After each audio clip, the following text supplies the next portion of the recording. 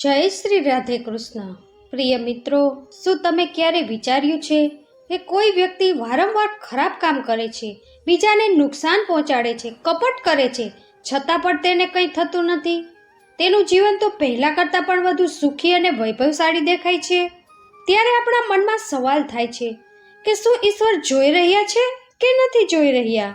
શું પાપનો કોઈ હિસાબ છે કે નથી? અને જો રાખવામાં આવે છે તો સજા ક્યારે મળશે? અમે તમને વિનંતી કરીએ છીએ કે જો તમને અમારો આ પ્રયાસ પસંદ આવ્યો હોય તો વિડીયોને અંત સુધી જરૂર જુઓ. કૃપા કરીને વિડીયોને લાઈક કરો અને નીચે કમેન્ટમાં જય શ્રી રાધે કૃષ્ણ લખી તમારી ભાવના વ્યક્ત કરો. આ વિડીયોને તમારા મિત્રો અને સગા સંબંધીઓ સાથે પણ શેર કરો, જેથી તેમને પણ આ મહત્વપૂર્ણ માહિતી મળી શકે અને તેના જીવનમાં ભગવાન શ્રી કૃષ્ણનો દિવ્ય પ્રકાશ પ્રસરી શકે. અને હા, જો તમે હજી સુધી અમારી ચેનલને સબસ્ક્રાઇબ ન કરી હોય તો અત્યારે જ સબસ્ક્રાઇબ કરો અને બેલ આઇકન દબાવો, જેથી અમારા નવા પ્રેરણાદાયક વિડીયો સૌથી પહેલાં તમારી પાસે પહોંચી શકે. તો ચાલો મિત્રો, હવે આગળ વધીએ. પાપનો ઘડો ક્યારે ભરાશે અને ક્યારે ભરાય પણ છે? આવા ઘણા પ્રશ્ન આપણા મનમાં આવતા હોય છે. મહાભારતમાં જ્યારે કૌરવોએ દ્રૌપદીના ચીરહરણનું પાપ કર્યું હતું, ત્યારે તે જ સમયે ધરતી ધ્રુજી ઉઠી હતી, પરંતુ તે દિવસે કોઈ સજા ન મળી. ધૃતરાષ્ટ્રે પણ ક્ષમા માગી, ભીષ્મ મૌન રહ્યા, દ્રોણ ગુરુ પણ કંઈ બોલ્યા નહીં, અને પછી 13 વર્ષ વીતી ગયા. ત્યારે જઈને યુદ્ધ થયું અને તે પાપનો ઘડો જે દિન પ્રતિદિન ભરાઈ રહ્યો હતો તે કુરુક્ષેત્રના રક્ત સ્નાનમાં ફૂટી પડ્યો. આ આપણે શીખવે છે ઈશ્વર મૌન છે પણ આંધળા નથી. તે લખે છે, જુએ છે અને રાહ જુએ છે.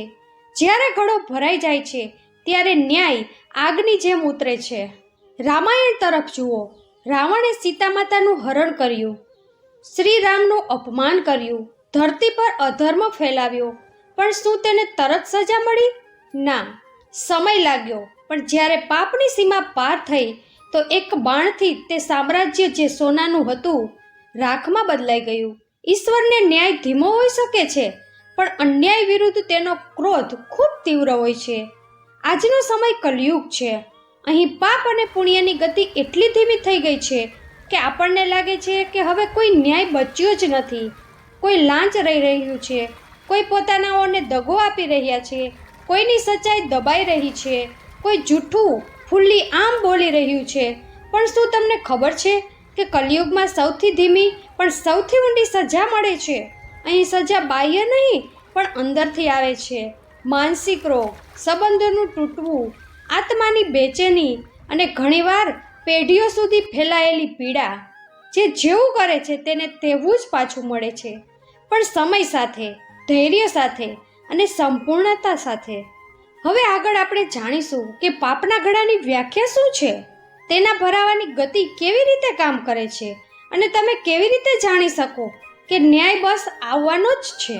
ઘણા સમય પહેલાંની વાત છે, જ્યારે ભારત વર્ષના કોઈ પણ એક છેડે એક અત્યંત સમૃદ્ધ રાજ્ય હતું.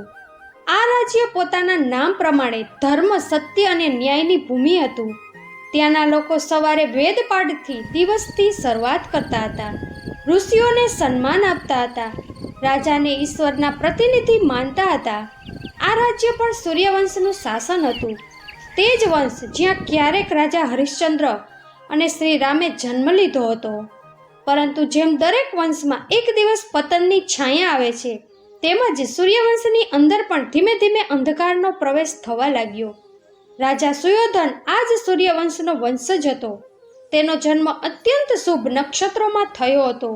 જ્યોતિષીઓએ કહ્યું હતું, આ બાળક કાં તો ધર્મનો ફરીથી ઉત્થાન કરશે અથવા તેને સંપૂર્ણપણે મિટાવી દેશે.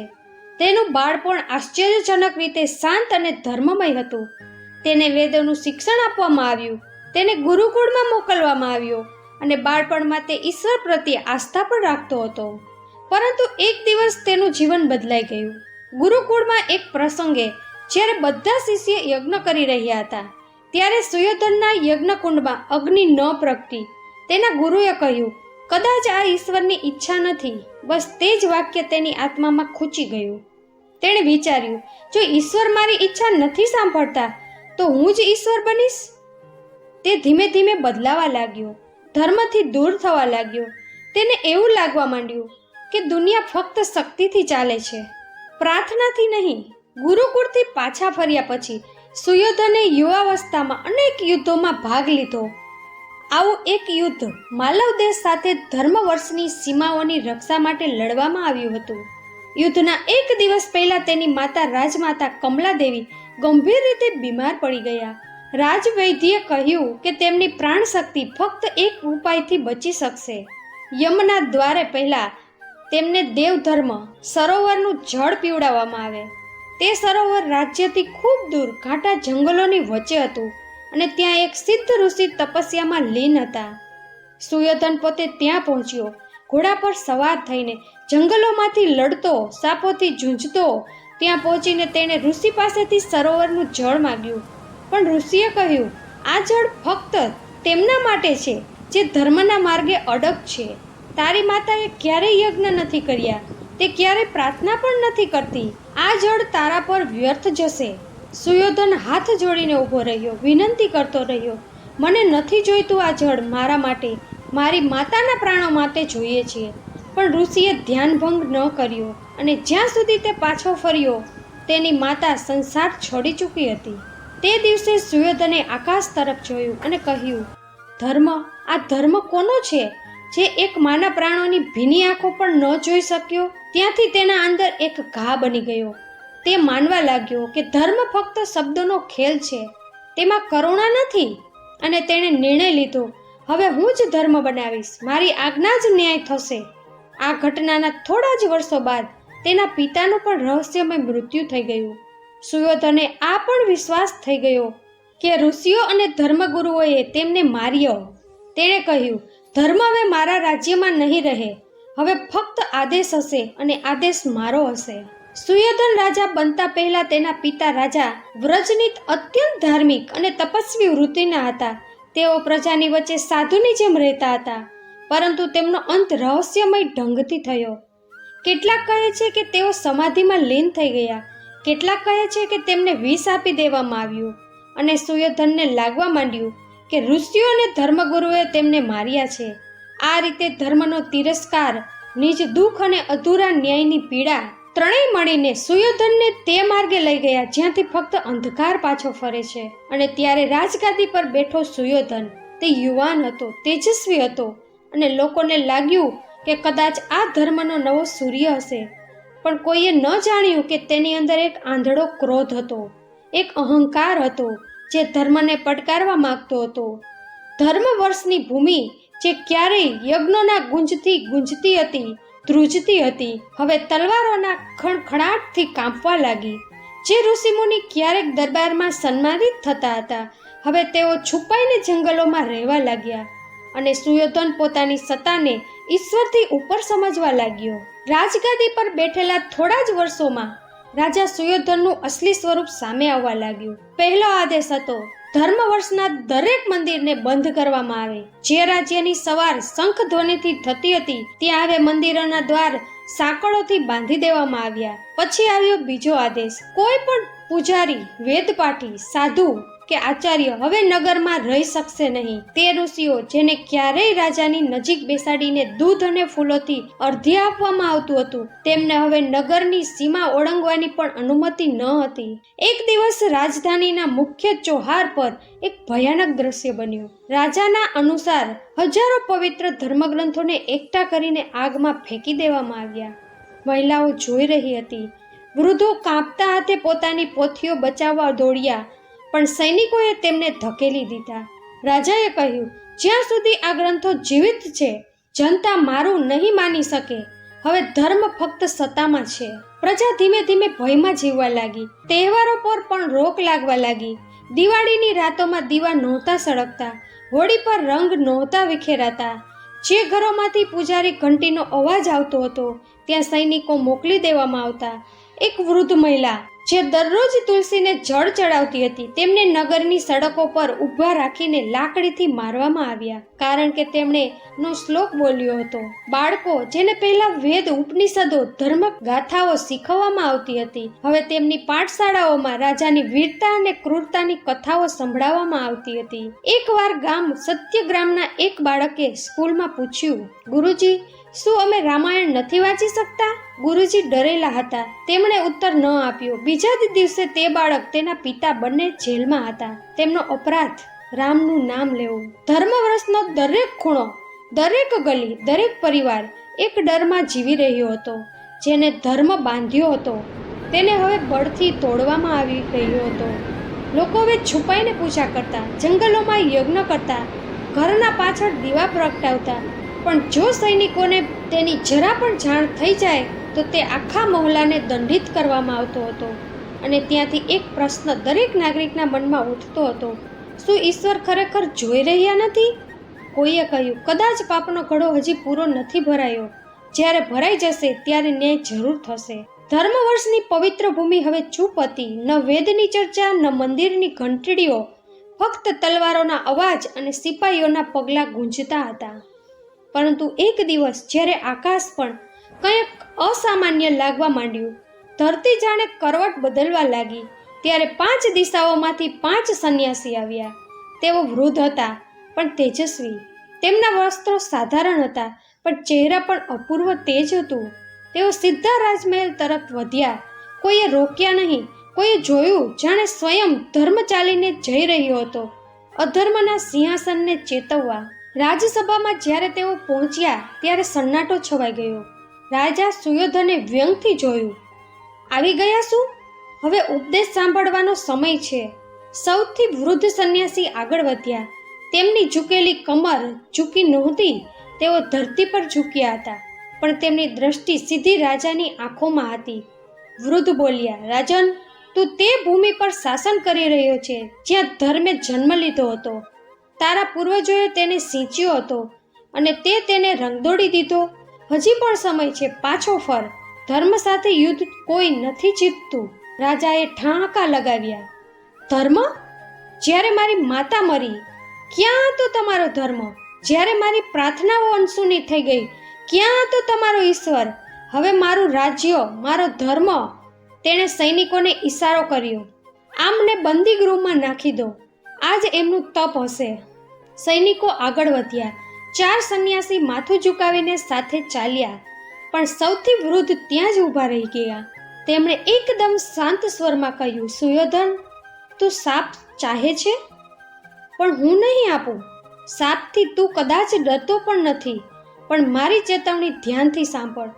જે દિવસે તારું સૌથી પ્રિય તારાથી મોં ફેરવશે, જે દિવસે તારું રક્ત તને ઓળખવાથી ઇનકાર કરી દેશે, તે જ દિવસે તારો બનાવેલો પાપનો ઘડો ફૂટશે. તું તે જ વ્યક્તિથી નષ્ટ થશે જેને તે પોતાનો સૌથી મોટો ઉત્તરાધિકારી માન્યો છે.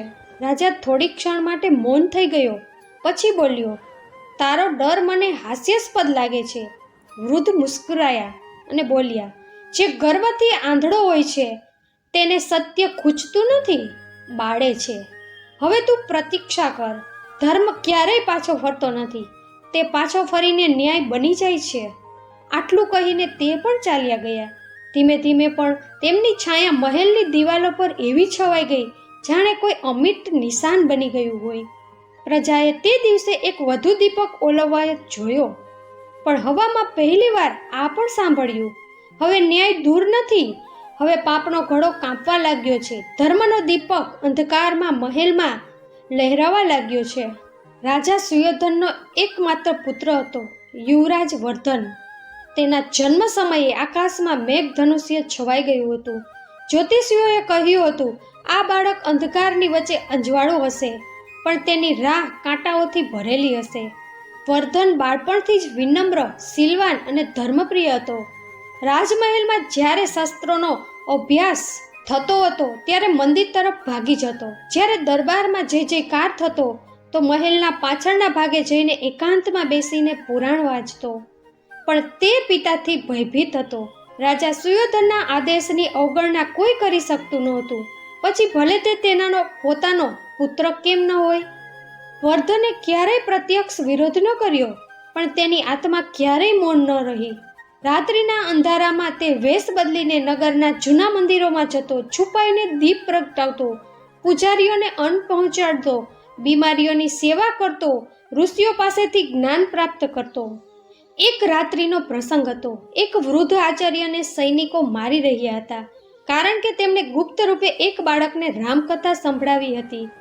વર્ધને છાયામાં ઊભા રહીને જોયું, પણ સહન ન કરી શક્યો. તે આગળ આવ્યો, પોતાનો વેશ ઉતાર્યો અને સૈનિકોને કહ્યું, આ મારી આજ્ઞા છે, આમને જવા દો. સૈનિકો કંપી ઉઠ્યા. યુવરાજને જોઈને એવું લાગ્યું જાણે સ્વર્ગમાંથી કોઈ રક્ષક ઉતર્યો હોય. આ પછી તે વૃદ્ધ આચાર્ય તેના ચરણોમાં પડી ગયા. રાજકુમાર, આપ જ અમારી અંતિમ આશા છો. ધીમે ધીમે પ્રજામાં એક વાત ફેલાવા લાગી, હજી બધું સમાપ્ત નથી થયું. યુવરાજ જીવિત છે, તે ધર્મને નથી ભૂલ્યો, તે આવશે, અમને બચાવશે. પણ મહેલની અંદર તોફાન ઉઠવા લાગ્યું હતું. સુયોધને સાંભળ્યું, ક્યાંક કોઈ યુવક મંદિરોને ફરીથી સજાવવા લાગ્યો છે, ક્યાંકથી ભગવદ્ ગીતાની પંક્તિઓ ફરી સંભળાય છે, ક્યાંક કોઈ ગામમાં રાત્રે ભજન થાય છે અને સવારે ત્યાં વર્ધનનું નામ ગુંજે છે. એક દિવસ રાજાએ પુત્રને દરબારમાં બોલાવ્યો અને ક્રોધથી પૂછ્યું, શું આ બધું તું કરી રહ્યો છે? શું તારું મારા જ રાજ્યમાં મારા વિરુદ્ધ ધર્મ ફેલાવી રહ્યો છે? વર્ધને માથું ચૂકાવ્યું, પણ સ્વર દ્રઢ હતો. પિતાશ્રી, ધર્મ કોઈ ષડયંત્ર નથી, તે આત્માનો અવાજ છે.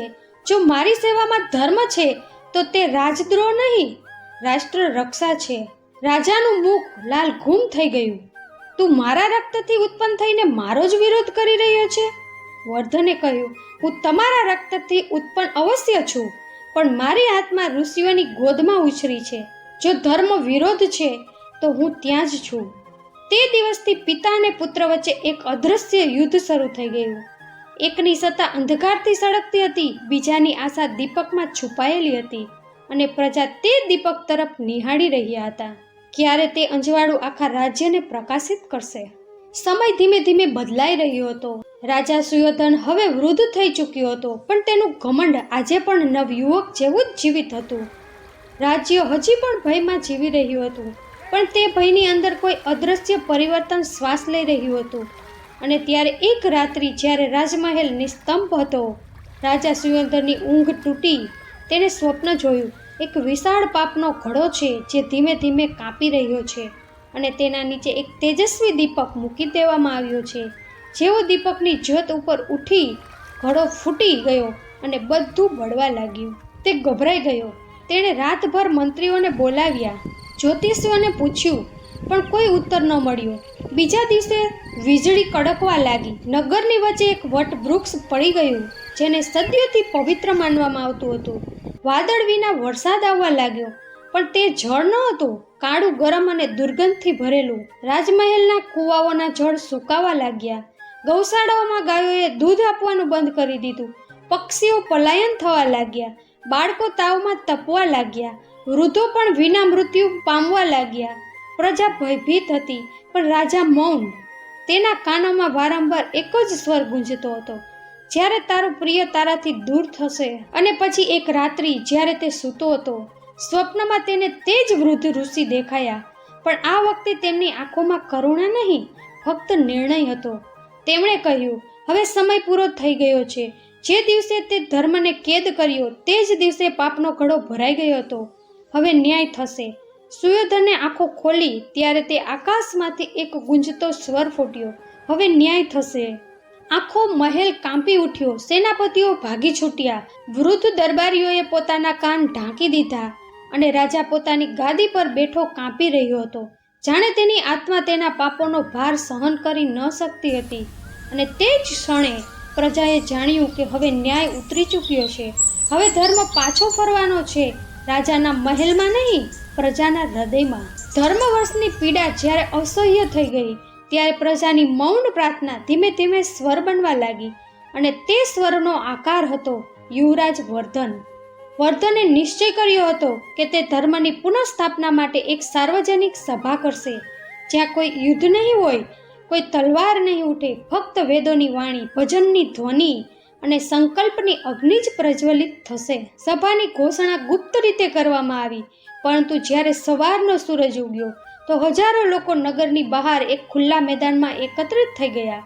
વૃદ્ધો, સ્ત્રીઓ, બાળકો, દીન દુખીઓ બધા ત્યાં હતા. વર્ધને મંચ ઉપર ઊભા રહીને કહ્યું, હું રાજા નથી, પણ હું ધર્મનો સેવક છું. જો ધર્મને ફરી જીવિત કરવો અપરાધ છે તો હું આ અપરાધ વારંવાર કરીશ. તે મંત્રોચ્ચાર કરાવી રહ્યો હતો, ઘંટડીઓ વાગી રહી હતી, ભજન ગુંજી રહ્યા હતા. અને ત્યારે રાજા સુયોધન પોતાના સશસ્ત્ર સૈનિકો સાથે ત્યાં પહોંચ્યો. તેની આંખોમાં આગ હતી. તે ચીસ પાડવા માંડ્યો, આ રાજદ્રોહ છે. મારો જ પુત્ર મારા વિરુદ્ધ ધર્મનો ઝંડો લઈને ઊભો છે. સભા મૌન થઈ ગઈ. વર્ધન ધીમેથી આગળ વધ્યો, પિતાશ્રી, આ ધર્મદ્રોહ નહીં, આ ધર્મની વાપસી છે. આપને અનુરોધ છે, તેનું અપમાન ન કરો. રાજાએ ઉત્તર ન આપ્યો. તેણે સૈનિકોને ઈશારો કર્યો, ગિરફ્તાર કરી લો આને. આજથી આ મારો પુત્ર નહીં, એક બંદી છે. સૈનિકો કાંપવા લાગ્યા, આગળ વધ્યા, પણ વર્ધને કોઈ વિરોધ ન કર્યો. તેણે હાથ જોડી દીધા. જો મારી આસ્થા અપરાધ છે તો હું એ અપરાધને સ્વીકાર કરું છું, પણ યાદ રાખજો, જે દિવસે આપે ધર્મને કેદ કર્યો હતો ત્યાંથી જ તમારું પતન શરૂ થઈ ગયું હતું.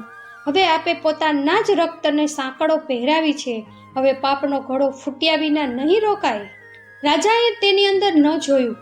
સૈનિકોએ વર્ધનને બંદીગૃહમાં નાખી દીધો અને તે જ ક્ષણે રાજમહેલની દિવાલોમાં તિરાડો પડવા લાગી. સિંહાસન નીચેથી જળ વહેવા લાગ્યું, પણ તે જળ નહીં, કાળો ગરમ ધુમાડાથી ભરેલો પ્રવાહી હતો. નગરના ઉત્તર દ્વાર પર સ્વયં વટવૃક્ષ પડી ગયું.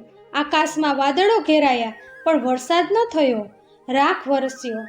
પ્રજા ચીસો પાડવા લાગી, ઘડો છલકાઈ ગયો છે, ઘડો છલકાઈ ગયો છે. અને રાજા પોતાના કક્ષમાં એકલો બેઠો જોઈ રહ્યો હતો. કમાડ બંધ હતા, પણ છાયા અંદર આવી ચૂકી હતી. હવે ન મંત્ર કામ આવ્યો, ન તલવારો. હવે ન્યાય જ ન્યાય થશે. રાજા સુયોધન હવે મહેલમાં એકલો હતો. તે જ મહેલ હતો જ્યાં તેના આદેશ પર ઋષિઓને અપરાધિત કરવામાં આવ્યા હતા, જ્યાં વેદોને બાળવામાં આવ્યા હતા, જ્યાં તેની હાસ્ય ધર્મની ચીસોને દબાવી દેવામાં આવી હતી. પણ હવે તે હાસ્ય મૌન હતું. બપોરનો સૂર્ય આકાશમાં હતો, પણ મહેલની અંદર અંધકાર હતો. જાણે પ્રકાશે સ્વયં જ આ અધર્મી રાજાનું મોં ફેરવી દીધું હોય. રાજા કાંપવા લાગ્યો. તેને પોતાના બધા પાપ દેખાવા લાગ્યા. વૃદ્ધ પૂજારીની ચીસ, સળગતા ધર્મગ્રંથોની જ્વાળાઓ, માની મરેલી આંખો, વર્ધનનો ચૂકેલો ચહેરો, અને પછી તે ચીસ પાડ્યો, મને ક્ષમા કરો, મને બચાવી લો. પણ તેનો અવાજ સાંભળનાર કોઈ ન હતું. ફક્ત તેનો ભય હતો, જેણે તેની આત્માને જ ભસ્મ કરી દીધી. રાજા સુયોધન પોતાના જ ડરથી પોતાના જ અંતનું કારણ બની ગયો. ન તેને કોઈએ માર્યો, ન તેને બહાર કોઈએ સજા આપી. તેનો અંત તેના જ અંદર થયો. મહેલ પડ્યો, ધૂળ છવાઈ, અને તેની વચ્ચે યુવરાજ વર્ધને બંદીગૃહમાંથી બહાર લાવવામાં આવ્યો. પ્રજાએ તેને જોયો. તે પુત્ર નહીં, તે ધર્મની વાપસી હતી. વૃદ્ધ ઋષિઓ આવીને તેના મસ્તક પર તિલક કર્યું. હવે તું ધર્મવર્ષનો નવો સૂર્ય છે. રાજા નહીં, ધર્મનો સેવક બન. ધર્મને વર્ધને કોઈ જયઘોષ ન કર્યો, ફક્ત કહ્યું, હવે આ રાજ્યમાં ધર્મ, કરુણા અને ન્યાય વિના કોઈ નિર્ણય નહીં હોય, કારણ કે અમે અધર્મને ખૂબ નજીકથી જોયો છે. અને આ કારણે વર્ષો પછી ફરીથી મંદિરોની ઘંટડીઓ વાગી, દીપ પ્રગટાવવામાં આવ્યા, વેદોની અર્ચના ગુંજી. ધર્મવર્ષ ફરીથી ધર્મની ભૂમિ કહેવાવા લાગ્યું. સાંભળો હે માનવ જાતિ, ધર્મને જ્યારે દબાવવામાં આવે છે તે ચૂપ નથી રહેતો. તે સહન કરે છે, મૌન રહે છે, પણ તે મીટતો નથી. તે પ્રતીક્ષા કરે છે તે એક ક્ષણની, જ્યારે અન્યાયની દિવાલો સ્વયં તિરાડવા લાગે છે, અને જ્યારે ન્યાય આવે છે તો તે સિંહાસનની ગર્જના બની આવે છે, જેનાથી મહેલની નીંવ કાંપી ઉઠે છે. શું તમે નથી જોયું? ક્યારેય રાવણે પણ અહંકારમાં ધર્મને લલકાર્યો હોય? વિચાર્યું હતું કે તે બધું જીતી શકે છે, પણ અંતમાં એક વનવાસી રાજકુમારની મર્યાદાએ તેને ભસ્મ કરી દીધો.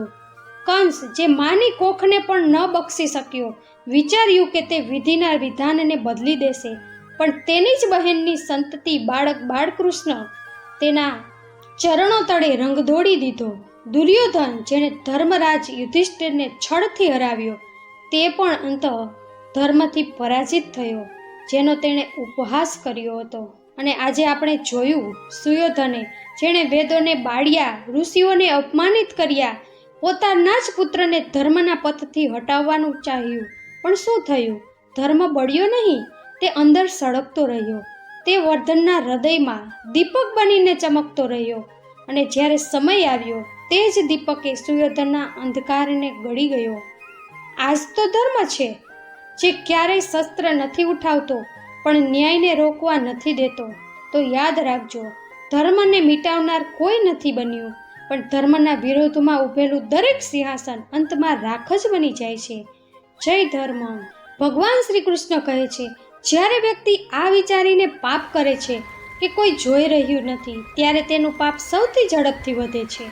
આ એક વાક્યમાં ખૂબ ઊંડું સત્ય છુપાયેલું છે, કારણ કે અવારનવાર ઇન્સાન એ જ વિચારીને પાપ કરી બેસે છે કે તેનું કૃત્ય કોઈની નજરમાં નહીં આવે, પરંતુ તે ભૂલી જાય છે જે કર્મો આપણે એકલામાં કરીએ છીએ તે પણ બ્રહ્માંડના ન્યાયના નિયમોની બહાર નથી હોતા. ઈશ્વરની દ્રષ્ટિ દરેક ક્ષણ, દરેક ભાવના અને દરેક કર્મ પર ટકેલી રહે છે, ભલે આપણે મંદિરમાં હોઈએ કે મહેલના સિંહાસન પર. મહાભારતની સભામાં આવું જ એક એવું દ્રશ્ય બન્યું જેણે ઇતિહાસની દિશા જ બદલી દીધી. દુર્યોધન હસ્તિનાપુરનો રાજકુમાર, સત્તા, બળ અને ક્ષણનો ઘમંડ તેના અંદર એટલો ભરાઈ ગયો હતો કે તેણે ધર્મને આંખો સામે રગદોડી દીધો. જ્યારે યુધિષ્ઠિર જુગારમાં હારી ચૂક્યા હતા, દ્રૌપદીને દાવ પર લગાવી દેવામાં આવી હતી, ત્યારે ભરી સભામાં દ્રૌપદીનું ચીરહરણ કરવાનો આદેશ દુર્યોધને આપ્યો હતો.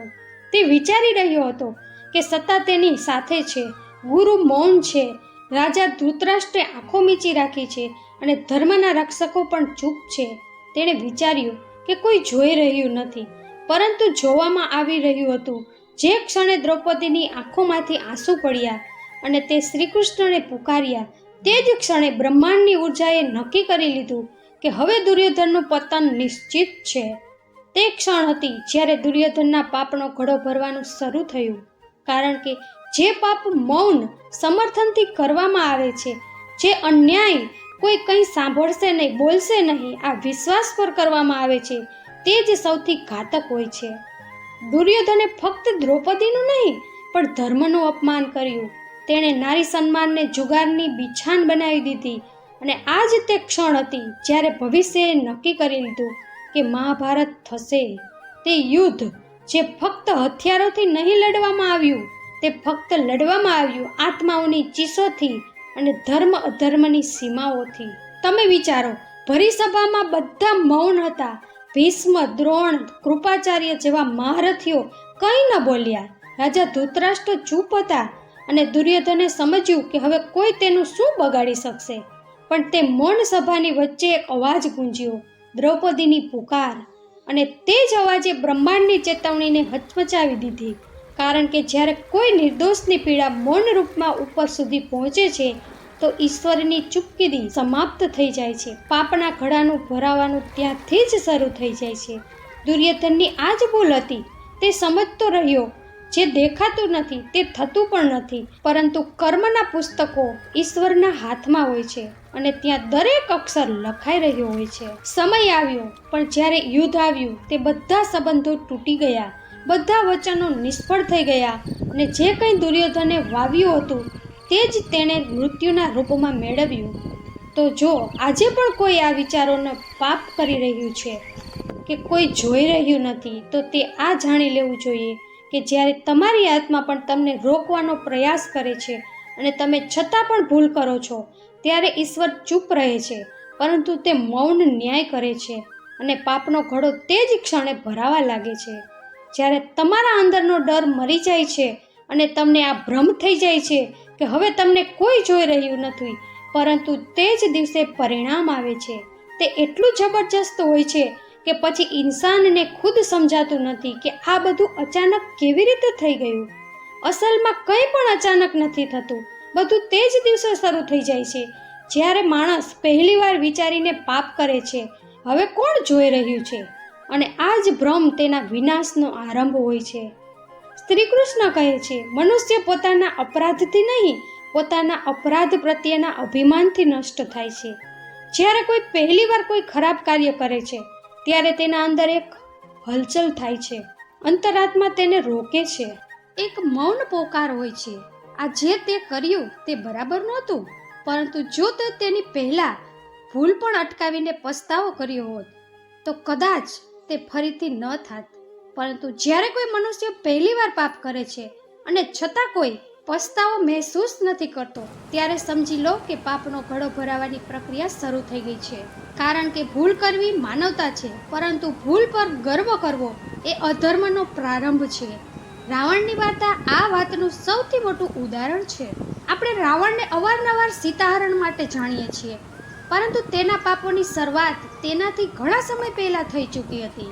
તે રાક્ષસોનો રાજા હતો, વિદ્વાન પણ હતો, તપસ્વી પણ હતો, પરંતુ તેની સાથે જ તેનામાં એક એવો અહંકાર હતો જે ધર્મને પડકારતો હતો.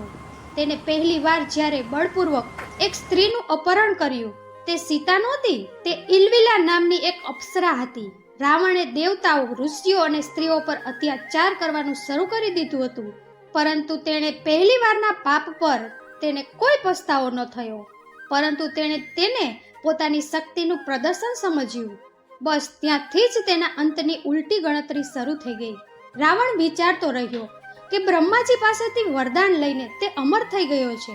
તેણે વિચાર્યું કે કોઈ તેનું કંઈ બગાડી નહીં શકે, પરંતુ તે એ ન સમજ્યો કે જ્યારે તું પાપ કરીને પસ્તાવો નથી કરતો ત્યારે તારા પુણ્ય ધીમે ધીમે નષ્ટ થઈ જાય છે, અને જ્યારે પુણ્ય સમાપ્ત થઈ જાય છે ત્યાર પછી ઈશ્વર પણ સાથ નથી આપતા.